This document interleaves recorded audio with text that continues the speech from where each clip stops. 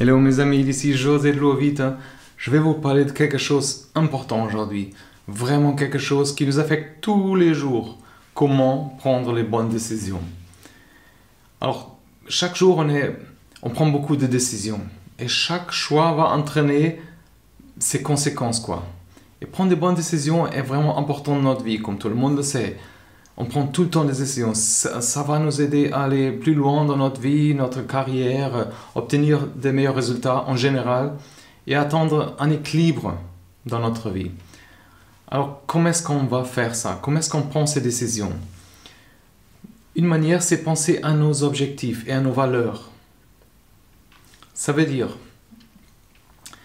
les décisions qu'on prend basées sur ce qui compte le plus pour nous, ces valeurs sont souvent sont inconscientes. Mais quand on fait un choix majeur de quelque chose, c'est important d'y penser consciemment. Ça veut dire, ce processus vraiment, c'est important pour prendre les meilleures décisions possibles. Par exemple, face à une décision difficile, c'est facile de se sentir dépassé et bloqué parfois. Mais il existe des techniques qu'on peut utiliser pour nous aider, pour aider notre cerveau à penser d'une manière différente. Par exemple, on peut faire une pause déjà, une brève pause mentale dans la décision. Et par exemple, nous sommes capables de penser, par exemple, après on est capable de penser plus objectivement. Par exemple, si par exemple, on adopte aussi un point de vue d'une autre personne. Alors, si, par exemple, imaginez que vous êtes en train de vous devrez prendre une décision importante. Vous sortez dehors, imaginez que vous êtes à côté et que vous regardez une autre personne, quoi. Et vous vous demandez, comment est-ce que je vais conseiller mon ami? Qu'est-ce que je vais lui suggérer? Ça va nous aider à voir le problème sur un autre angle. Et ça peut ouvrir par exemple, quelques options différentes qu'on n'a pas vraiment pensé avant. Par exemple, si on n'a pas cette pression, c'est pas nous, c'est à lui, à l'autre personne, de nous conseiller. Alors, mais il faut réfléchir à nos valeurs. Une fois qu'on a réfléchi à nos valeurs, nos objectifs qu'on veut atteindre, il faut réduire ces options. Alors, les options, les résultats qu'on obtient, au plus efficace pour prendre cette décision. Par exemple, si vous vous trouvez devant une douzaine de pots de confiture et vous savez que vous n'aimez pas les abricots, on peut déjà éliminer ça dans notre liste. Alors, on ne veut pas abricots. C'est pour toutes les décisions de la vie. Ça va être l'amour, carrière. Éliminer celles qui ne vous aideront pas, vraiment pas à atteindre vos objectifs. Il faut alors prendre le subconscient, l'intuition, faire l'ensemble, évaluer en ensemble tout ça. Quand on fait ça, cette prise de décision, c'est important d'obtenir de plus d'informations qu'on peut sur nos options. Et ça va nous aider à évaluer les avantages et inconvénients de chaque option, par exemple. On peut, par exemple, imaginer aussi dans le futur. Par exemple, si vous voulez déménager quelque part dans un autre pays et travailler, imaginez-vous dans cette situation d'ici 1 an. Et demandez-vous si c'est la bonne décision, si ça vous conviendra, par exemple. Je sais que ce n'est pas évident parfois, parce que d'un jour à l'autre, il y a beaucoup de choses qui peuvent changer. Mais il ne faut pas hésiter non plus, par exemple, à demander de conseils à des amis, à la famille. Mais aussi, ne laissez pas leur opinion contrôler votre décision. Demandez des commentaires. Trop de commentaires peut conduire à une réflexion particulière, biaisée. Et alors, si vous recherchez toujours l'approbation des autres, par exemple, ça peut vous vraiment empêcher de devenir le meilleur de vous-même, de rester impartial. Alors, ça, c'est une manière de rechercher des décisions alternatives aussi. Par exemple, même si c'est quelque chose simple, quoi manger pour dîner, ou trouver un nouveau projet, ou de confronter quelqu'un. On prend toutes ces décisions parfois, par jour, et beaucoup de décisions. Et la plupart d'elles sont vraiment mineures, ça veut dire qu'elles n'ont pas beaucoup d'importance, mais certaines on peut avoir vraiment des conséquences importantes. Et quand ces moments importants viennent, c'est important d'avoir un processus de décision. Ça veut dire prendre des bonnes mesures, par exemple. Et la première chose, c'est rechercher toutes ces informations, comme je disais avant, qui peut être important. Et c'est un travail interne aussi. C'est genre une auto-évaluation qu'on fait à nous-mêmes aussi. Au externe, comme faire une étude marché, consulter quelqu'un. C'est vraiment important de sélectionner toutes ces preuves, on dirait, pour identifier les différentes solutions qu'on a. On peut faire ça avec une liste, par exemple, et mettre pour chaque option des avantages, inconvénients, ou d'une certaine matrice. Alors, une fois qu'on dispose de toutes ces informations, c'est important de définir qu'est-ce qu'on va faire, les alternatives, qu'est-ce qu'on peut faire si ça ne marche pas. Alors ça nécessite vraiment une certaine ouverture, une certaine créativité parfois. Mais c'est vraiment important quand on fait une prise de décision.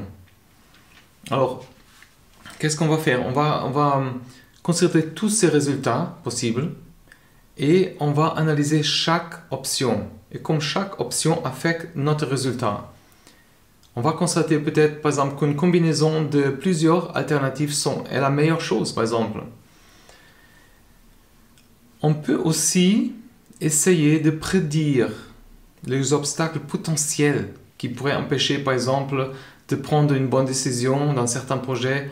Ça permet aussi de nous préparer, mieux préparer, éviter de rester bloqué sur une solution, par exemple, quand ça arrive. Alors, il ne faut pas avoir peur de faire l'avocat du diable, on dirait, et de contester les voies. Alors, si je fais ça, ça va tourner mal. Mais ça va tourner mal, je fais quoi? C'est vraiment un outil vraiment puissant, précieux pour identifier les failles qu'on a aussi dans notre système, notre logique parfois, et garantir de certaines alternatives qu'on peut utiliser pour prendre des décisions et arriver à notre destination finale. C'est pas toujours facile d'admettre, comme par exemple qu'on a pris une mauvaise décision, mais apprendre de nos erreurs peut vraiment nous aider à améliorer tout ce qu'on peut faire. Parce que, par exemple, quand on est confronté à une décision importante, on peut essayer de regarder dans le futur et de voir quel impact ça va avoir sur notre vie, sur notre carrière. Si on n'arrive pas à faire ça, demander quand même aide à quelqu'un. Et on se donne aussi une nouvelle perspective. Après, il faut prendre cette décision qu'on a faite et la suivre. Ça veut dire, on peut toujours revoir notre décision. Mais plus tard, il faut vraiment s'assurer et prendre de l'action. Et dans tout ça, une autre stratégie très puissante, c'est prendre du recul. Je sais que certaines décisions, c'est pas évident de prendre. Et parfois, ces décisions, on doit prendre des grandes décisions qui peuvent avoir un impact dans toute notre vie. Je sais ça, c'est pas évident. Mais c'est pour ça que c'est important de prendre le temps de prendre la bonne décision. Et la première chose, c'est vraiment considérer nos objectifs, nos valeurs. À quoi est-ce qu'on veut que notre vie soit... À quoi est-ce qu'on veut qu'elle se ressemble d'ici un an? Comment est-ce que nos décisions vont nous aider à arriver à ça? À notre objectif, à notre vie, comme on veut. Quand on a cette vision plus claire, il est plus facile de déterminer, par exemple, les choix qu'on doit faire. Par exemple, si vous devrez, par exemple, accepter une nouvelle offre d'emploi ou décider entre conserver l'actuel, on peut réfléchir dans quelle direction on va voir, dans quelle direction on va être d'ici une année.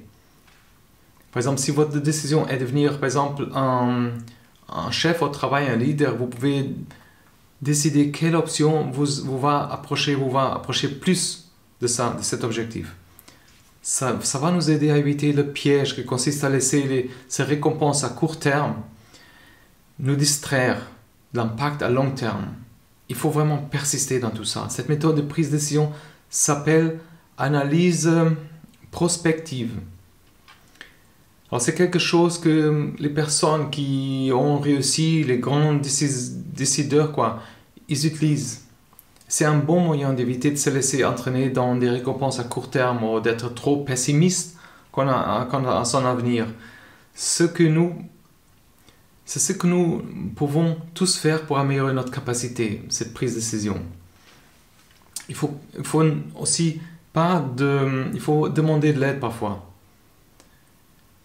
Parfois, je sais que si parfois on demande l'aide, c'est parce qu'on est dans un état qu'on ne sait pas quoi faire. On a comme cette sensation d'échec, mais c'est en réalité une approche très saine, on dirait, pour nous, pour cette prise de décision. Si vous n'êtes pas sûr comment est-ce que quelque chose va se dérouler, demandez l'avis à quelqu'un. Ça nous donne des autres perspectives, des idées fraîches. Et ce n'est pas négligeable parfois. Mais on doit être prêt à écouter et prendre en compte ces conseils.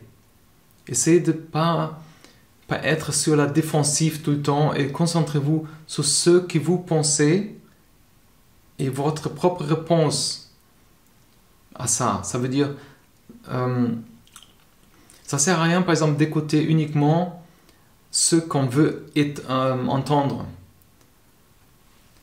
Et plus important, si c'est des choses importantes, des décisions importantes, ça va avoir un impact sur notre vie et des autres. C'est vrai, c'est pour ça que c'est vraiment important de considérer le contexte dans une décision. Ça veut dire, faites votre choix, qui vous êtes par exemple quand vous êtes moins stressé, bouleversé. Parce que si vous faites les choix quand vous êtes stressé, bouleversé, vous êtes distrait par ces émotions négatives et incapable parfois de voir les résultats positifs, les résultats potentiels, mais positifs. Ça veut dire essayer de prendre des décisions lorsqu'on est calme et lorsqu'on a l'esprit clair, plutôt quand on est par exemple fatigué, dépassé. Ça va nous éviter vraiment de faire un choix irrationnel. Alors j'espère que ça vous a aidé, ces idées, cette manière de voir. Alors à moi, ça m'a aidé, ça m'a déjà beaucoup aidé. Laissez-moi savoir dans les commentaires et vous pouvez aussi vous abonner au blog, c'est en anglais, le newsletter est en anglais simplifié, mais ça aide à mettre les idées en place, à voir ces opportunités, ces ouvertures dans la vie. Ça m'a aidé, comme je disais avant, et laissez-moi savoir, c'est important pour savoir où on est. Et n'oubliez pas de vous abonner. Alors prenez soin de vous, à la prochaine et merci.